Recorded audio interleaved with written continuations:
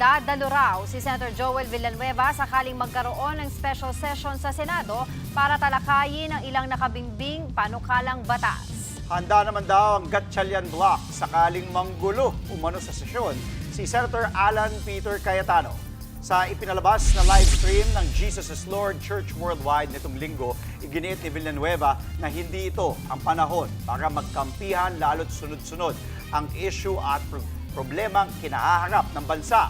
Nauna nang sinabi ng palasyo na pinag-uusapan pa ang naturang special session pero dapat daw magbati-bati muna ang mga senador. Hindi po pwedeng puro away na lang. Sa pagkakataon po na magkaroon ng special session, tutuparin po natin ang ating sagradong tungkulin sa ilalim ng ating saligang batas. We will be there. Ayon naman kay Senator Ping Lacson, handa ang Gatchalian Block sa anumang balak ni Senator Alan Peter Cayetano kung magkaka-special session.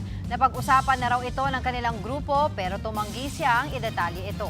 Banat pa ni Lacson, wala umanong pakialam si Cayetano sa Senado at sariling interes lang daw ito ang iniisip.